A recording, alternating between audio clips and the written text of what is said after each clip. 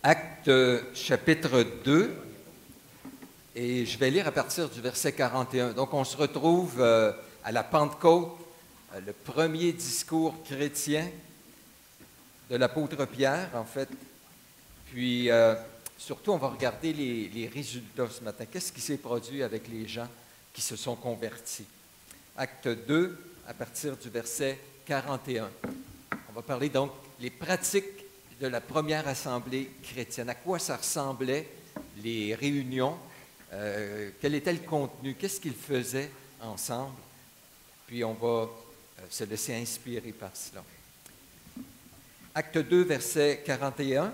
Ceux qui acceptèrent sa parole furent baptisés.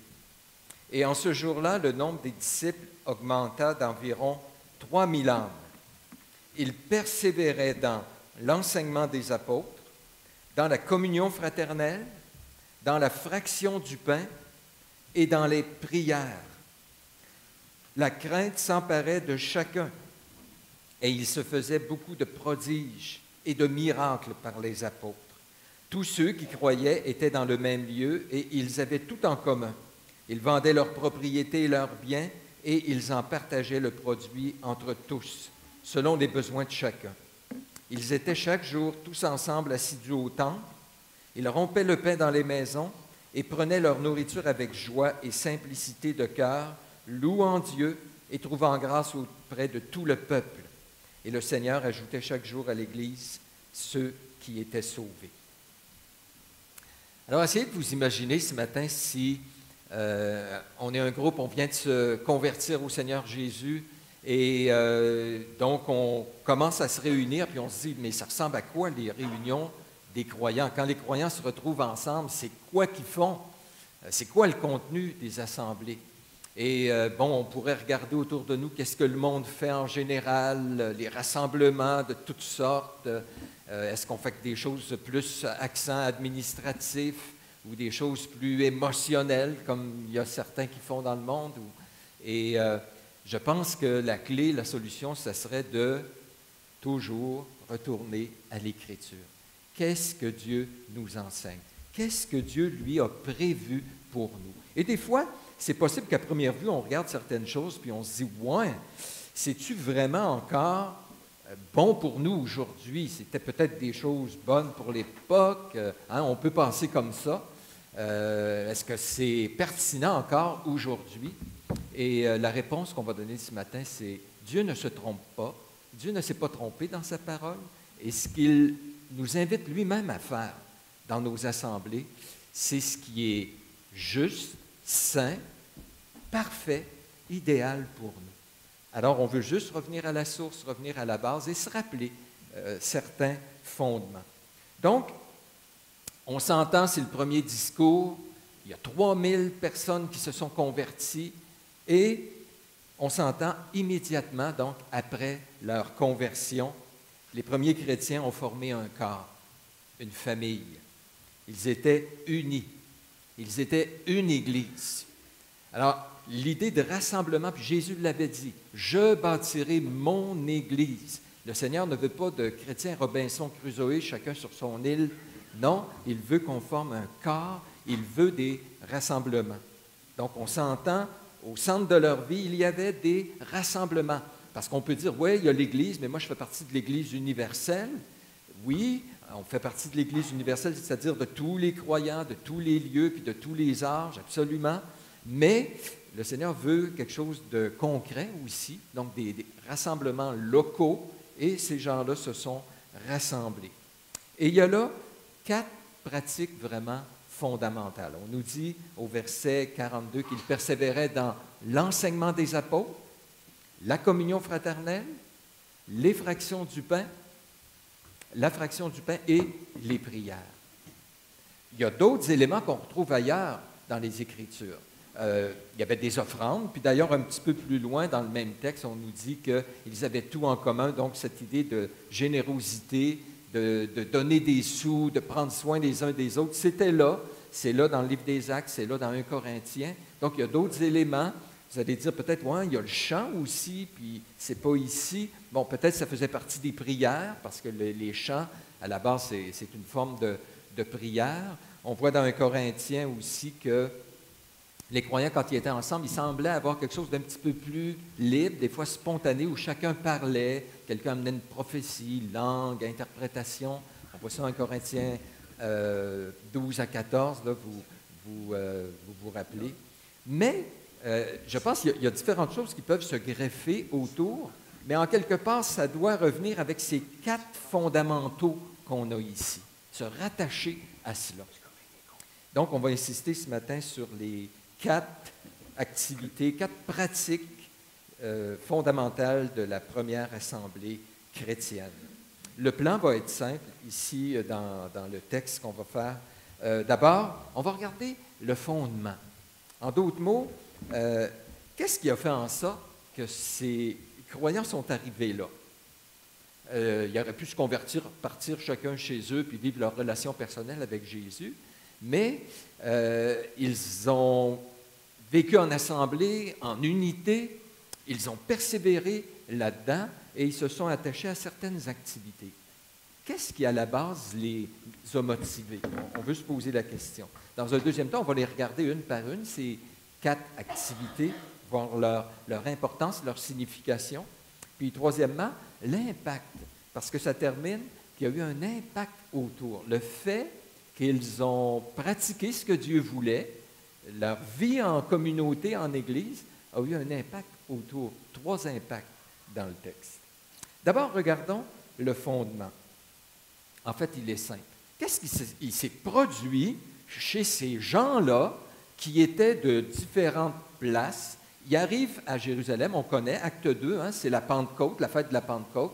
Donc, il y avait des Juifs, des prosélytes de toutes sortes de nations. Ils arrivent à Jérusalem parce qu'ils devaient se présenter là. Et ils entendent un discours de Pierre. En fait, c'est simple. Il y a 2 choses. Hein. Peut-être le point suivant, si on veut le mettre à l'écran. Ça part d'un discours de Pierre, un long discours. Et eux, à partir de ce discours, ils vivent, ils comprennent quelque chose. Puis ça, c'est le commencement de tout ce qui va se produire par la suite. Il faut absolument comprendre ça, parce qu'on ne fait pas des activités juste pour des activités là, dans l'Église. On se réunit parce qu'il faut se réunir, parce que c'est le devoir du chrétien. Ces gens-là ont entendu un message évangélique, ont été profondément touchés, se sont convertis, ont saisi qui était Jésus, se sont donnés à Jésus, ont été baptisés. Et après avoir vu leurs yeux ouverts, comprendre comment Jésus était grand, précieux, central, bien, motivés par un cœur comme cela, c'est dans cette attitude, cette disposition qu'ils se réunissaient, qu'ils pratiquaient ces activités, qu'ils étaient unis, un cœur débordant de joie, puis qu'ils persévéraient, mais ça part de cela. Donc, je veux juste, parce qu'on ne peut pas lire tout le discours, mais je veux juste peut-être mettre l'aspect sur un point, mettre l'accent, sur un point, au verset 22. Regardez le discours de Pierre à ce groupe-là. Il dit, « Hommes israélites, écoutez ces paroles. Jésus de Nazareth, cet homme à qui Dieu a rendu témoignage devant vous par les miracles, les prodiges et les signes qu'il a opérés par lui au milieu de vous, comme vous le savez. » Alors, on connaît l'histoire, les disciples, les 120 étaient dans une chambre haute. Tout à coup, il y a un bruit comme le bruit d'un vent impétueux qui remplit la salle. Il y a des langues de feu, des flammes de feu qui se posent sur chacun d'eux. Ils se mettent à parler en langue. Donc, il y a un bruit, plein de gens s'approchent. Et là, Pierre prend la parole, puis il leur parle. Et il y avait minimum 3000 personnes qui écoutaient, parce qu'il y en a 3000 qui se sont convertis. Et il leur parle de Jésus, puis il dit, tu sais, je pourrais vous parler, commencer par la Genèse, puis vous raconter plein d'histoires, mais en fait, là, il y a une chose que vous devez comprendre. Jésus, et vous le savez, c'est ce qu'il dit aux Juifs, c'est de votre époque, c'est de votre temps, ça faisait même pas 40 jours que Jésus était mort, ressuscité, tout ça, parce que la Pentecôte, c'est 50 jours après la Pâque juive. Donc, il dit ça, Jésus, là, vous vous rappelez? Dieu était derrière lui. Et Dieu a manifesté qu'il était avec lui par les miracles puissants qu'il a faits. 2, ce Jésus est mort. Vous l'avez fait mourir. Mais Dieu était encore derrière lui parce qu'il dit, si Jésus est mort, c'est selon le plan, le dessein arrêté de Dieu. Ce n'est pas un hasard. Mais vous l'avez fait mourir. Et il dit ensuite, Dieu l'a ressuscité. Ce Jésus-là, Dieu était derrière lui et il l'a ressuscité, puis Dieu l'a élevé par sa droite. Il l'a élevé à sa droite, mais aussi par sa droite, c'est-à-dire par sa puissance. En d'autres mots, ce Jésus que vous avez vu, connu, vous avez entendu ses discours, vous avez vu ses miracles, sa puissance, vous l'avez fait mourir, bien, c'était le Messie que Dieu avait prévu pour vous. Vous l'avez rejeté, vous vous y êtes opposé, vous vous êtes opposé à Dieu. Ça, c'est le centre du discours. Mais Dieu l'a élevé, et si vous voyez tous ces dons aujourd'hui, le Saint-Esprit qui est répandu, bien, c'est parce que Dieu l'a élevé à sa droite, par sa droite, et il a donné maintenant le Saint-Esprit, comme vous le voyez et l'entendez. Et ça nous dit comment ils ont réagi en entendant ce discours. Et je vous en fais vraiment un résumé. Quand ils entendirent ce discours, ils eurent le cœur vivement touché. Et là, ils se sont tournés vers les apôtres et ils ont dit, que ferons-nous? Qu'est-ce qu'on fait? On se rend compte qu'on a péché contre le Seigneur Jésus, on a rejeté le Messie. Hommes, frères, que ferons-nous? Et donc, ils sont des chercheurs maintenant, ouverts. Dis-nous qu'est-ce qu'on doit faire. Et là, Pierre leur dit, que chacun de vous soit baptisé au nom du Seigneur Jésus. Repentez-vous.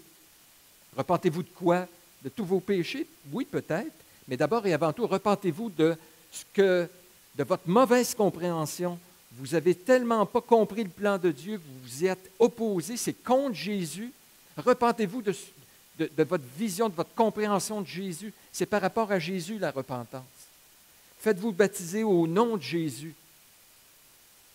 Et là, on nous dit, ces gens-là ont accepté la parole.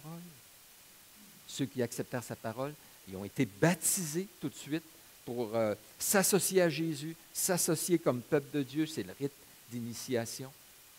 Et donc, par la suite, voilà les activités. Ces gens-là ont formé un corps, une église, et persévéraient dans ces activités, dans ces réunions, dans les rassemblements, dans une vie communautaire. Mais d'abord et avant tout, vous comprenez, c'est une question d'avoir rencontré Jésus. S'ils persévéraient dans l'enseignement des apôtres, là, c'est parce que les apôtres parlaient de Jésus. Puis leur cœur avait été allumé, leurs yeux avaient été ouverts, ils avaient saisi qui était Jésus. Jésus est extraordinaire, merveilleux, c'est le sauveur promis, tout ça. Alors, oui, on veut entendre les apôtres, parlez-nous de Jésus. Ils ont rencontré Jésus, parlez-nous de Jésus. S'ils se sont fait baptiser, ce n'était pas juste un trip en disant, c'est le fun, prendre un bain ou... non, parce que le baptême, c'est m'associer à Jésus. Comme Jésus est mort, je suis mort avec lui en croyant en lui. Et donc, d'être dans l'eau, c'est ce que ça signifie, de sortir de l'eau, c'est une résurrection, une nouvelle vie, comme Jésus est ressuscité, puis que sa résurrection, et ma résurrection, c'est ma vie. Dorénavant, je veux vivre pour lui. Et la communion fraternelle, c'était quoi? Simplement d'avoir du plaisir ensemble? Non! Parce que celui qui est à côté de moi, il a vécu la même expérience. Lui aussi a rencontré Jésus. Sa vie a été bouleversée. Il vivait pour plein de choses avant. Il a rencontré Jésus. Il aime Jésus. Hey, c'est le fun, on parle ensemble. On est liés. La communion, une commune union. Il y a un lien extraordinaire entre nous. Alors, tu es mon frère maintenant. À cause de Jésus. Et la fraction du pain, si il prenait le repas du Seigneur, c'est clairement, Jésus a dit, faites ces choses en mémoire de moi. Il avait rencontré Jésus, une expérience extraordinaire. Puis donc, à chaque ou à peu près rassemblement, il prenait le repas du Seigneur en fixant encore les regards sur Jésus, en se rappelant ce que Jésus avait fait pour eux. Extraordinaire. Et les prières, bien, quand on comprend qui est Jésus, maintenant la voie qu'il nous a ouverte, on a accès au trône de la grâce, bien, on utilise ce privilège, cette nouvelle position qu'on a comme enfant de Dieu, comme frère de Jésus, pour aller en sa présence, puis lui faire part de tous nos besoins, puis prier pour l'avancement du royaume, parce que c'est Jésus. Alors, j'amène ça pour dire, c'est facile de venir semaine après semaine à l'Église, pratiquer des activités semaine après semaine, mais si on perd de vue que c'est parce qu'on a rencontré Jésus, c'est parce que Jésus, c'est ma vie, c'est mon espérance, parce que Jésus, c'est celui qui est mon sauveur, que je veux connaître, découvrir, ressembler. Si je perds ça de vue, toutes les autres activités pratiques, ça perd de leur sens, complètement. Donc, quand on regarde au départ, c'est quoi les fondements de ces activités-là? Bien, la réponse, c'est toujours celle que moi je donne, vous commencez à me connaître, c'est Jésus. C'est Jésus. Il y a un monde, frères et sœurs, entre la routine et la passion. La routine, on fait les choses parce qu'il faut faire les choses. Tu demandes à quelqu'un qui fait une routine, pourquoi tu le fais? Il va dire, parce que. Hein? Parce que. Il n'y a pas grande réponse, on le fait parce que ça fait des années que je le fais, puis je continue à faire ce que je fais. La passion, pourquoi tu fais ça? Hey, j'aime Jésus. Je veux entendre parler de Jésus, je veux de l'enseignement. Le repas du Seigneur me ramène à Jésus, qu'est-ce qu'il est, qu'est-ce qu'il a fait pour moi, puis je veux m'abreuver, me saisir de qui il est, prendre des provisions qui sont en lui, me réjouir avec mes frères et sœurs, à cause de Jésus. Il y a un monde entre la routine et la passion. Est-ce que votre vie chrétienne va... Les rassemblements, c'est juste une routine. Ça devient lourd, pesant. On vient parce qu'il faut venir, parce que qu'est-ce que les gens vont dire si on ne vient pas. Ou même comme parents, on vient parce qu'il faut donner l'exemple à nos enfants. Hein? De grâce. On est appelé à beaucoup plus que cela. À beaucoup mieux que cela. Il y a un monde entre la persévérance et le formalisme. Il persévérait. Vous avez vu le petit mot? Il persévérait dans l'enseignement des apôtres, communion fraternelle, fraction du pain, prière. Il persévérait. En fait, ce n'était pas juste quelque chose d'impulsif. Il y a des gens, dans la parabole du semeur, par exemple, ils entendent la parole, puis ils reçoivent aussitôt avec joie, puis dès qu'arrive une tribulation, ils laissent tout tomber. Hein? Quelqu'un d'impulsif, il entend de quoi, il tripe, il dit « Ah, yes », puis il embarque, puis ça ne tient pas la route. Eux, ils persévéraient. Ça veut dire qu'il y a quelque chose de fondamental qui avait été changé, une orientation nouvelle, une nouvelle direction de vie qui n'était pas juste spontanée. Vous vous êtes sûrement fait dire ça quand vous vous êtes converti. Moi, je me le suis fait dire. Ah, un autre trip. Un autre trip. Ah, laissez-le aller. Puis, dans une couple de mois, il va être passé à d'autres choses. On le connaît. Sa vie. Hein? Ben, après, je me suis converti en 80, ça veut dire de 39. Après 39 ans, ben, le trip est encore là. Pourquoi? Ben, parce que j'ai rencontré Jésus. Et il y a un monde entre la persévérance, une persévérance. Parce que dans la Bible, la persévérance, oui, il y a un côté humain, où des fois le mot implique que c'est difficile, il y a des obstacles, donc je dois persévérer. Et il y a une partie qui est humaine, où je choisis, je décide, je mets ma volonté, puis je continue. Mais derrière la persévérance, il y a toujours aussi une œuvre divine. Pourquoi on persévère? Parce que Dieu crée en nous quelque chose. Et donc, si on est encore là aujourd'hui après X années, ben c'est parce que Dieu a conservé ce désir, a continué à nous montrer qui est Jésus, à développer en nous, renouveler notre intelligence, nous affermir. Et donc, c'est pour ça que je dis qu'il y a un monde entre le formalisme, où on fait les choses pour la forme, et une persévérance qui vient d'un cœur d'un Dieu qui crée en nous le vouloir et le faire. C'est deux choses très différentes. Vous savez, le fait de vivre en Église, c'est pas simplement une espèce de mécanisme ou de, comment je dirais, c'est pas simplement quelque chose qui est humain. Vous avez vu comme il faut le verset 47? Ça nous dit ceci. Et le Seigneur ajoutait, attends un petit peu, le Seigneur ajoutait. Je regarde ça d'un côté, Pierre prêche,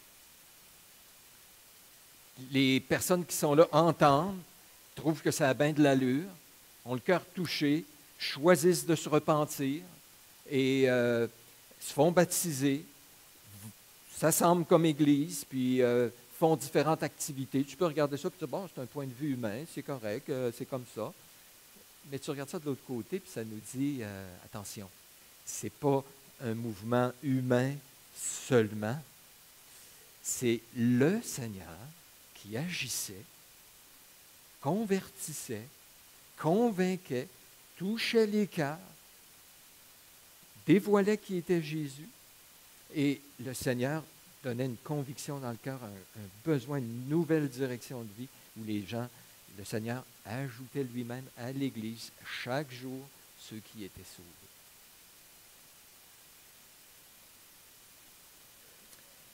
Regardons les pratiques. Donc, ce monde-là, ces croyants-là, ces pratiquants, en passant, les gens vous disent ça des fois. Ouais, moi je suis croyant, mais je ne suis pas pratiquant. Si je te dis, il y a une bombe ici, oui, je le crois, mais moi je ne suis pas pratiquant. Je reste ici. Voyons, tu le crois, si tu le crois, tu pratiques. Ça change quoi, de quoi dans ta vie, pas vrai? Mais ces gens-là, je vais les appeler les pratiquants, parce que je trouve que c'est un beau mot. Les pratiques. Kevin DeYoung disait ceci concernant ces activités de l'Église. Il dit ce qui est le plus extraordinaire là-dedans, dans cette description, il dit c'est le fait que ce sont des choses bien ordinaires. Les croyants se réunissent, la puissance de Dieu, ils ont le Saint-Esprit maintenant, puis qu'est-ce qu'ils font? Ils se font enseigner, prennent leur pas du Seigneur, ont de la communion fraternelle, et il m'en manque un. Ils font des prières. Je ne sais pas, il ne pourrait pas avoir un petit peu plus de, je sais pas, mouvement, de quoi de plus tripant, plus éclatant. Et j'ai aimé la description de Kevin DeYoung. Il dit ce qui est le plus extraordinaire, c'est le fait que ce sont des choses ordinaires qui sont là. Les activités ou les pratiques, OK? Je vais quand même mentionner au verset 41 le baptême.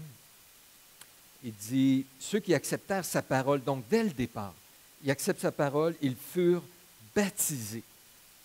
Ce n'est pas dans les 4, mais je veux quand même le souligner en passant. Le baptême est vraiment le rite d'initiation, d'introduction.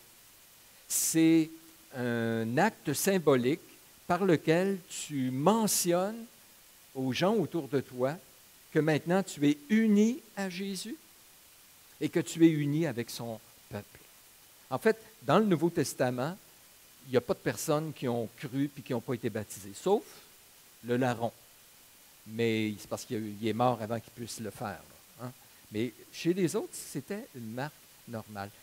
Et des fois, le baptême est un peu négligé, je dirais, pour différentes raisons, mais une de celles-là, c'est qu'on l'a remplacé par pas mal de choses.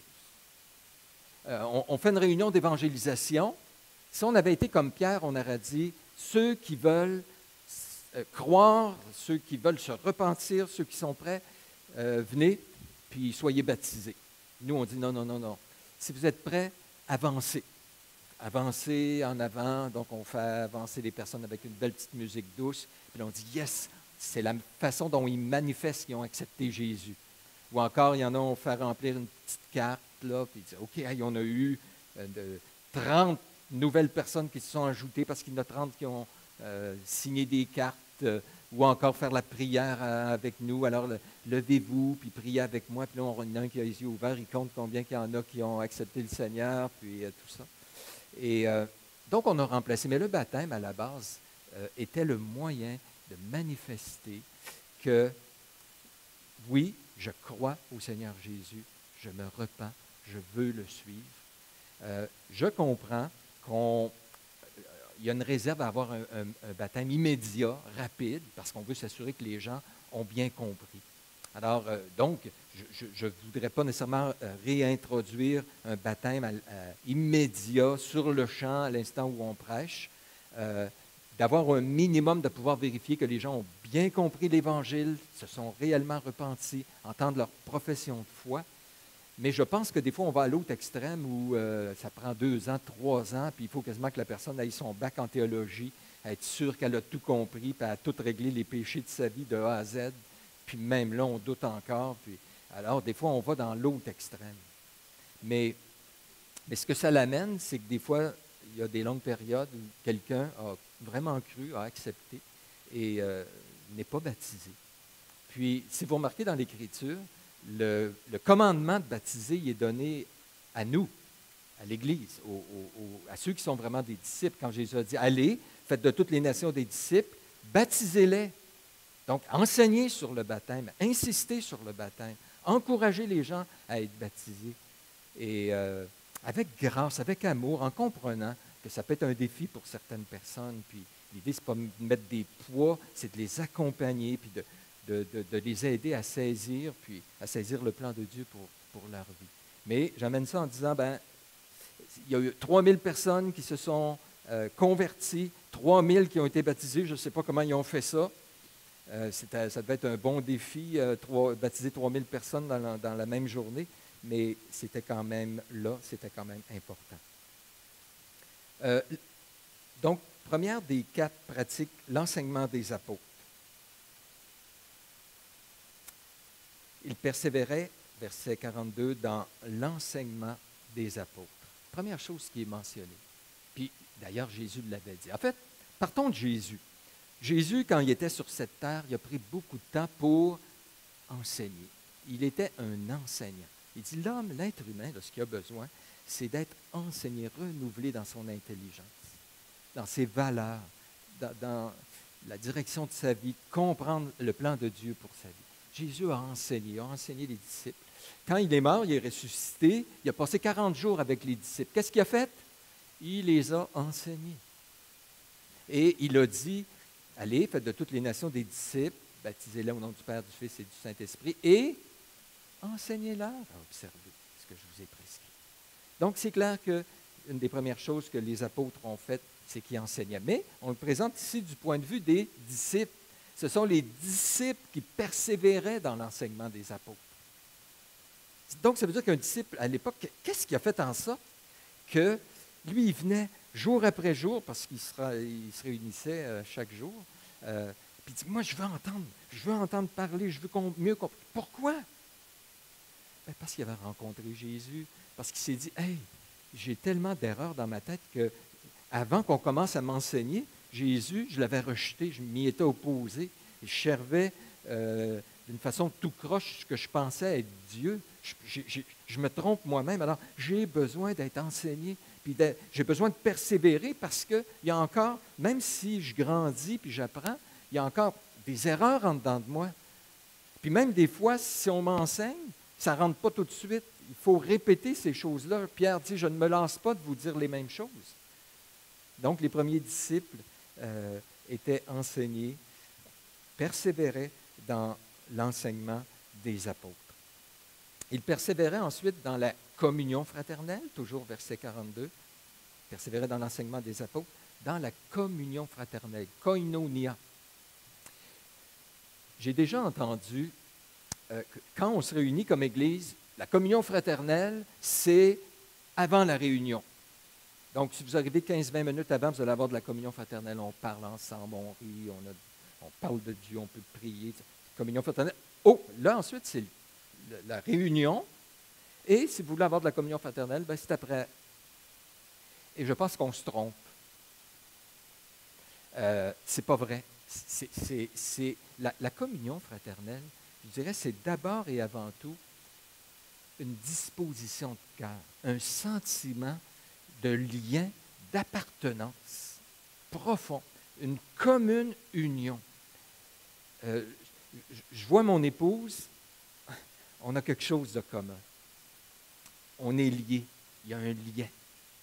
Et quand on est en train d'écouter un sermon ensemble, on est liés. On a une union commune. On a tous un même cœur, une même disposition. On est tous dans la même direction. Quand on prend le repas du Seigneur, ça signifie notre unité, notre communion ensemble. Même le mot communion, il est employé pour parler de notre communion avec Dieu dans l'Écriture. Donc, c'est le lien. On a ce lien-là. Il est objectif, c'est-à-dire, selon l'Écriture, on est lié d'une manière ou d'une autre. Mais il y a plus que ça. C'est à peu près comme quand tu t'en vas dans un autre pays, puis tout à coup, tu rencontres un Québécois. Il y a quelque chose, tu vas le voir, puis on dit, hey, t'es qui, puis tu viens d'où, puis il y a un lien qui est là. Mais ça, c'est minime comparativement au lien qui nous unit, nous, comme croyants. On devrait, là, quand je rencontre un croyant, là, avoir en partant un sentiment d'appartenance, de connexion avec lui, d'unité profonde qui est là. Mais ça ne s'arrête pas juste au niveau des sentiments, ça se manifeste par des actions par la suite. Parce qu'il y avait tout en commun, eux, et là on comprend que c'était très circonstanciel parce qu'ils étaient à Jérusalem, ils venaient d'un peu partout, il fallait qu'ils survivent, alors ils se sont donné des moyens de prendre soin les uns des autres. Ils vendaient, ceux qui étaient de Jérusalem, des terrains, des maisons, donnaient l'argent, puis on distribuait, on prenait soin les uns des autres. Alors cette communion se manifeste de différentes façons, où je prie avec mon frère, où je vais chez lui pour donner un coup de main, ou tout ça. Alors oui, ça se manifeste, mais d'abord et avant tout, c'est un sentiment ou encore une compréhension, une disposition profonde d'unité. Vous connaissez le chant « Béni soit le lien qui nous unit en Christ, le saint amour, l'amour divin que verse en nous l'Esprit. » Nous mettons en commun, il y a un autre couplet avant, au ciel, vers notre Dieu, avec joie et ferveur, s'élèvent nos chants et nos vœux, parfum doux au Seigneur. Nous mettons en commun nos fardeaux, nos labeurs. En Jésus, nous ne sommes qu'un dans la joie et les pleurs. Si nous devons bientôt quitter ces lieux bénis, nous nous retrouverons là-haut pour toujours réunis. Cette unité n'est pas basée sur la race. C'est pour ça que je ne suis pas nécessairement très chaud à l'idée d'avoir une église d'Haïtiens, d'Africains, une église de Québécois, une église de jeunes, une église de vieux, où il me semble qu'on va mieux se comprendre entre nous. Ce qui fait qu'on se comprend, ce n'est pas la race, ce n'est pas la culture, c'est parce qu'on a un sauveur. Notre cœur a été régénéré, on est né de nouveau, on aime Jésus. Et ça, c'est au-delà des races, des sexes ou whatever, de notre statut social. C'est ça la communion fraternelle, c'est une unité profonde. Et ça se pratique, puis c'était au milieu des rassemblements, ça teintait tout le rassemblement. La fraction du pain, il persévérait dans l'enseignement des apôtres, la communion fraternelle, la fraction du pain. Il y en a qui pensent ici que c'était les repas, vu qu'il était à Jérusalem, plusieurs de l'extérieur, donc il fallait qu'ils organisent des repas. Et donc, ça n'a rien à voir avec le repas du Seigneur pour certains. C'est vraiment plus des espèces de repas communautaires, potluck, quelque chose comme ça. Puis, sauf que je ne crois pas, pour différentes raisons, mais rapidement, c'est que le mot fraction du pain dans l'Écriture, il est employé ailleurs, fait vraiment référence au repas du Seigneur. 1. 2, puisque c'est au milieu des pratiques, des rassemblements, du culte, je crois que ça fait vraiment référence au repas du Seigneur. Et 3, ailleurs dans l'Écriture, on voit comment le repas du Seigneur est central dans les rassemblements. Donc, ces gens-là viennent ensemble et prenaient les éléments parce que Jésus l'avait dit. Vous ferez ceci en mémoire de moi. Alors, ils prennent un temps pour prendre le pain qui représente le corps de Jésus qui a été brisé pour eux, le fruit de la vigne qui représente son sang. Et en commune union, en communion, ils fixent leur regard sur Jésus et se réjouissent de toutes les bénédictions, les privilèges, les provisions qu'ils ont en Jésus. savez, le repas du Seigneur est important et nous permet de faire, en fait, ce que toute l'Écriture nous dit de faire. Dans Hébreux 12, on nous dit « Ayez les regards sur Jésus ». Paul dit à Timothée, dans 2 Timothée, il dit « Souviens-toi de Jésus-Christ, ressuscité des morts, le fils de David, etc. Souviens-toi de Jésus. » Quand on lit toute l'Écriture, elle est centrée puis nous amène les yeux vers Jésus. Et pour Dieu, c'est tellement important que, vous savez, dans l'Ancien Testament, il y avait plein de rites, rituels, symboles, d'espèces de protocoles pour purifier des choses, etc. Et Dieu, il y avait des fêtes, Dieu a tout mis ça de côté parce que c'était l'ombre des choses à venir. Et pour la Nouvelle Alliance, il a laissé 2 ordonnances ou 2 symboles seulement. Le baptême qui est fait une fois à l'introduction, l'initiation à la vie chrétienne, et le repas du Seigneur, lui, qu'on pratique régulièrement. On fête Noël, on fête Pâques, tout ça, mais ça n'a rien à voir. Ça n'a rien à voir. L'Écriture ne nous demande pas de faire ça. On peut le faire, pas de problème, mais ça n'a pas l'importance du repas du Seigneur. Et le repas du Seigneur, ce n'est pas là pour se rappeler notre conversion. Ah, là, je m'arrête. Puis je me rappelle, ah oui, en telle année, je me suis converti. Parce que comme si Jésus avait du sens juste à notre conversion. Moi, je compare le repas du Seigneur à un couple qui est marié depuis plusieurs années, puis qui disent, hey, on prend une petite fin de semaine ensemble. Et là, on part. Bon, on peut parler du fait que quand on s'est marié, mais c'est pour nourrir maintenant notre vie de couple. Et le repas du Seigneur, c'est un temps où on fixe nos regards sur Jésus maintenant, parce que j'en ai besoin maintenant dans ma vie. Parce que j'ai besoin de me rappeler qui il est, comment il pardonne. Je n'ai pas à garder de poids de culpabilité. Je peux me rappeler qu'est-ce qu'il a promis dans ma vie, lui apporter mes soucis, me fixer sur lui. Mais en me rappelant, bien sûr, sa mort, parce que tout là, c'est vraiment le point central. Sa mort, il dit, vous annoncez la mort du Seigneur jusqu'à ce qu'il vienne. Sa crucifixion, comment ça est important encore pour nous aujourd'hui, cette mort, cette résurrection. On pose une question de temps en temps. Qui peut prendre le repas du Seigneur? Est-ce qu'il faut être baptisé pour prendre le repas du Seigneur? Est-ce qu'il faut même être croyant pour prendre le repas du Seigneur? Et c'est une bonne question. Je parlais cette semaine à quelqu'un d'un autre groupe, puis lui, il me disait que dans leur groupe, c'était open, tout le monde présent pouvait prendre le repas du Seigneur, tout ça. Et maintenant, ici, comme Église, on a réfléchi là-dessus depuis des années. On a comme une certaine balise, je vais prendre le temps de vous le présenter, comment on perçoit les choses. Parce que c'est le rôle quand même, il faut mettre des lignes en quelque part. Et donc, j'aimerais vous présenter peut-être rapidement les lignes que nous, on est arrivés avec l'Écriture. C'est qu'on croit que, comme c'est le cas ici dans le texte, qu'il y a comme une séquence logique et normale.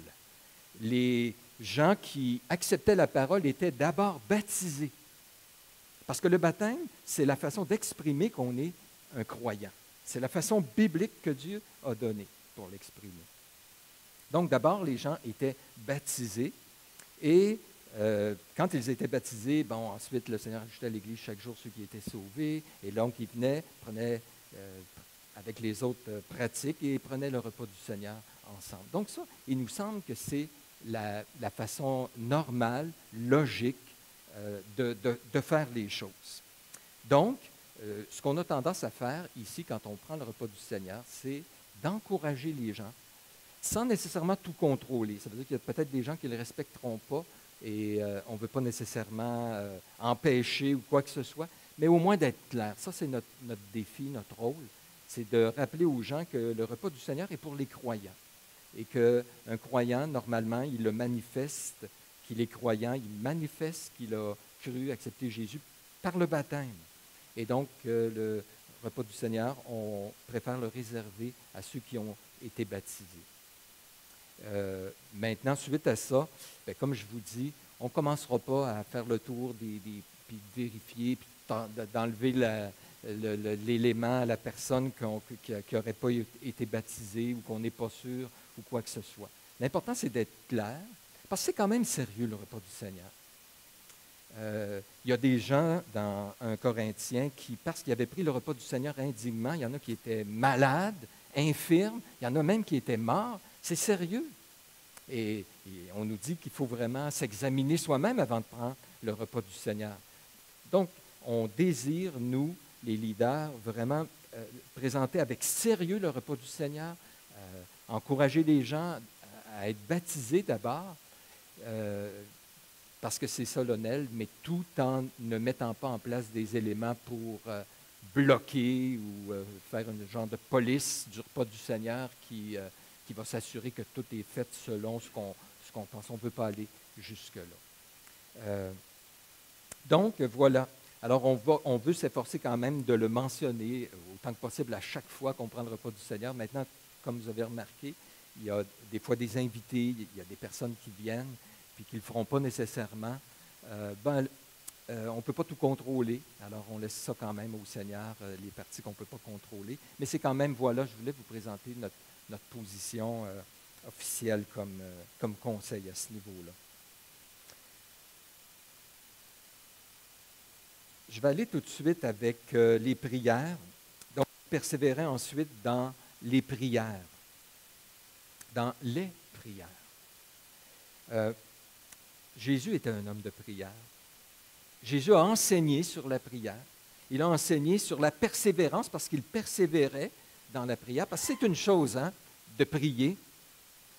Eh bien, ça en est une autre de persévérer dans la prière. Combien de choses on a des fois demandé à Dieu? Ah, Seigneur, permets que telle chose puisse arriver.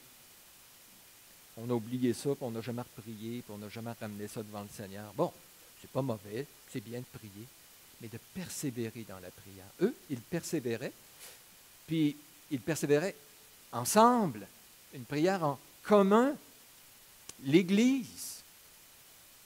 Et donc, c'est important comme Église qu'on puisse pourvoir aussi à des moments de prière en commun. Une Église qui ne prie pas, il y a quelque chose qui ne va pas. Il y a quelque chose qui ne va pas. Je suis en train de lire un livre sur la vie de Sarah, j'ai presque terminé. Et je trouve ça vraiment intéressant. Ce que ça me montre, c'est que Dieu avait fait une promesse à Abraham et Sarah. Hein? Il allait avoir un enfant. Je pense qu'Abraham avait autour de 75 ans quand la promesse a été faite. Et avant que ça se réalise, il y avait 100 ans, 25 ans. Pendant ce temps-là, donc, il y a une promesse. Et là, on voit Abraham et Sarah qui essaient par toutes sortes de moyens de faire en sorte de pomper pour que la promesse arrive. Hein? Elle envoie sa servante vers Abraham. Il essaye différentes choses. En fait, tout ce qu'ils font, ça nuit. Ça crée des problèmes plus qu'autre chose.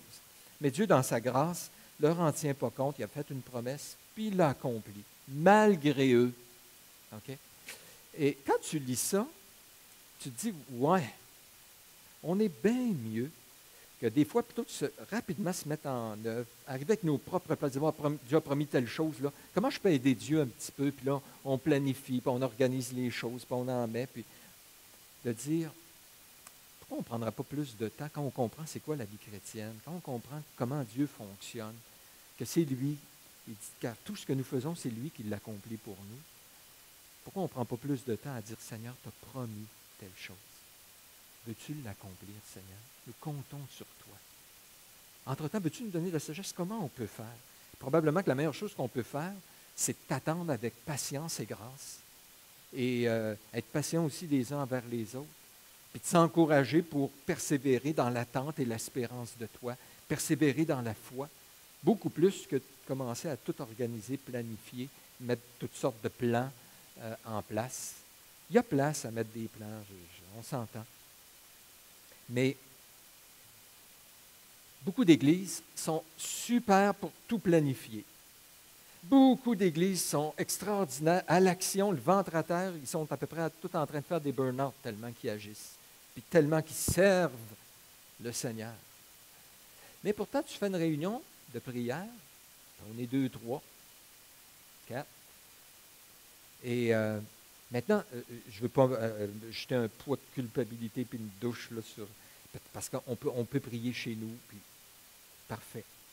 Mais il y a quand même une prière collective dans laquelle ils persévéraient, eux. Et je crois personnellement que nous, comme Église, on a besoin d'apprendre et de développer et d'améliorer. Et il y a présentement dans notre Église des défis très grands.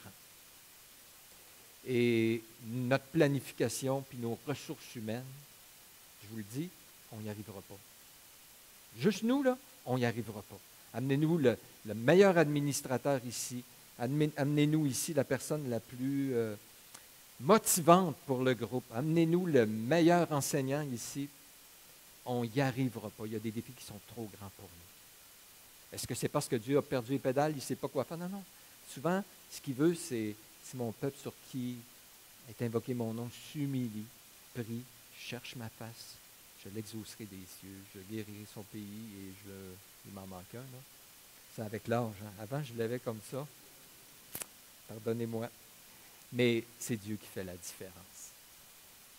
Alors, eux, ils persévéraient dans la prière. Quels sont les effets? En terminant, verset 43. J'aime ça. La crainte s'emparait de beaucoup. La crainte s'emparait de beaucoup et il se faisait beaucoup de prodiges et de miracles par les apôtres. Sûrement que la crainte, le fait que les apôtres faisaient beaucoup de miracles, de prodiges, c'était une des raisons pour lesquelles les gens avaient la crainte. Qui avait la crainte? Est-ce que c'était les gens de l'intérieur ou les gens de l'extérieur? Probablement les deux. Mais il y avait une crainte. Vous savez, quand le peuple de Dieu prend Dieu au sérieux, prend la parole de Dieu au sérieux, prend l'obéissance au sérieux, se réunissent, sont unis, vivent en communion, servent Dieu, il se passe quelque chose. Et les gens disent, oh, Dieu existe. Dieu, il faut le prendre au sérieux. Eux le prennent au sérieux. Et il y a une crainte de Dieu qui se développe. Et en même temps, pensez pas qu'il était parfait. Vous allez dire, ah, j'aimerais tellement retourner aux actes des apôtres, moi. On a perdu plein de choses. Eux l'avaient. C'était merveilleux, tout ça. En fait, vous en pas. Continuez à lire Actes, là. Il y avait des problèmes comme on en a. Eux autres aussi, à l'intérieur, il y a eu des divisions. Il y a des gens qui ont menti. Ananias, l'histoire d'Ananias et Saphira, chapitre 5 ou chapitre 6. Ils commencent à chialer, murmurer les uns contre les autres parce que les distributions ne se faisaient pas selon qu'ils voulaient, puis etc. Alors, il était pareil comme nous autres. Ce qui fait la différence, ce n'est pas l'époque, puis ce n'est pas les gens, c'est Dieu. C'est Dieu. Et Dieu a choisi de travailler avec des gens comme eux, imparfaits, puis comme nous, imparfaits. Mais la crainte de Dieu. Verset 47, deuxième effet, faveur auprès du peuple. Il louait Dieu, donc, trouvant grâce auprès de tout le peuple. Trouvant grâce auprès de tout le peuple. L'idée, c'est qu'il y avait la faveur du peuple. Les gens autour les regardaient, ces chrétiens-là, parce que ils étaient dans le temple chaque jour, donc ils se réunissaient, c'était visible, les gens les voyaient, tout ça. Puis les gens les louaient, ils disaient, waouh, ils ont une bonne réputation, ces personnes-là. Puis, et il y avait la croissance au verset 47. Trouvant grâce auprès de tout le peuple, et le Seigneur ajoutait chaque jour à l'Église ceux qui étaient sauvés. Croissance. C'est intéressant. Ils sont d'abord centrés sur l'intérieur. Prendre soin les uns des autres, prendre soin des nouveaux disciples, prendre soin des besoins financiers des uns des autres, vivre dans l'unité, dans l'amour, etc.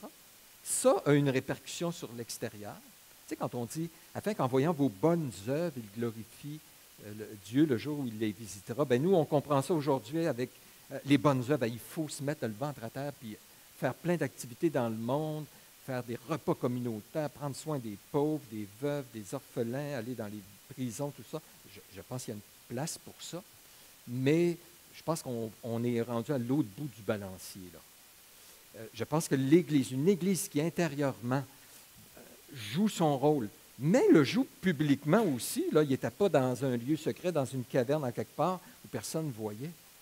Mais les gens, là, ce qui les impressionne, le genre d'œuvre que la Bible parle, qui va influencer les gens autour de nous, c'est l'amour qu'on a les uns pour les autres. C'est l'unité, C'est notre sérieux de la parole de Dieu, c'est notre sérieux d'obéir à ce que Dieu a demandé. Ça, là, les gens ne voient pas ça souvent. Maintenant, de nourrir les pauvres, puis d'aller faire le ménage chez les gens qui ont besoin autour de nous, c'est très bien, absolument. Mais ça, il y a plein de gens qui en font. Mais une Église qui prêche, qui vit, qui annonce Jésus, qui aime Jésus, pas beaucoup de gens voient ça. Puis des fois, on veut tellement pas trop en mettre que même ils ne le voient pas du tout. Parce qu'on est rendu qu'on fait des compromis dans ces choses de base. Je termine juste en disant, je sais que ça fait 2 fois que je termine, là, mais quelqu'un pourra prendre ça et dire, yes, voilà la clé. La clé, là, ici, c'est que si on vit comme Église ce que Dieu veut, automatiquement, les gens de l'extérieur vont nous aimer, vont nous trouver extraordinaires, puis ils vont tous vouloir se convertir, puis le Seigneur va ajouter, c'est comme ça que vient la croissance. Donc, voici la recette, point 1, 2, 3, 4, 5, et extraordinaire, ça y est, on est parti, puis on va revivre les actes des apôtres. Ben, je mettrai un petit bémol là-dessus, OK? Oui, on peut avoir la faveur des gens, comme eux avaient, mais c'est pas long que tout de suite, le chapitre après, ils sont persécutés, Pierre et Jean se font arrêter. Et on arrive au chapitre 8, puis ils doivent fuir Jérusalem parce qu'il y a une persécution énorme contre l'Église. Alors, ce n'est pas si simple que ça. OK? Ça se peut que même des fois, en nous calomniant, ils remarquent nos bonnes œuvres, puis ils vont glorifier Dieu le jour où ils les visitent. Mais en même temps, ça ne veut pas dire que tout le monde va toujours nous apprécier puis que ça va être extraordinaire. Il y a eu des gros moments de persécution. Et je ne vais pas être un prophète de malheur, mais il me semble que comme je vois les choses s'en aller au Québec, je ne suis pas sûr que les prochaines années vont être très roses pour nous, même si on joue notre rôle. Et de dire la croissance va venir à tout coup, ben il y a des gens qui ont joué leur rôle, puis la croissance n'est pas toujours venue. J'aime Pierre, quand il dit les Juifs posent la question, frère, que ferons-nous? Ben, il dit, repentez-vous, et chacun vous allez recevoir le Saint-Esprit. Puis c'est pour vous et pour tous ceux au loin ou au près, en aussi grand nombre que le Seigneur les appellera. Moi, je ne sais pas le nombre, puis Pierre ne le savait pas non plus. Et je ne suis pas du genre à mettre, on veut 53 conversions l'année prochaine. Non, en aussi grand nombre que le Seigneur les enverra, les convertira. Nous jouons notre rôle. Les chiffres, les résultats, les statistiques, laissons ça au Seigneur vraiment. Mais, approchez-vous de Dieu, approchez-vous de Jésus. C'est ce que Pierre dit, dernier verset. Approchez-vous de Jésus, pierre vivante, rejetée par les hommes, choisie et précieuse devant Dieu. Et vous-même, comme des pierres vivantes, édifiez-vous pour former une maison spirituelle. La clé, s'approcher de Jésus, et on va s'approcher les uns des autres. Prions en terminant. Je vous invite à prier fort là où vous êtes pendant que les musiciens s'avancent.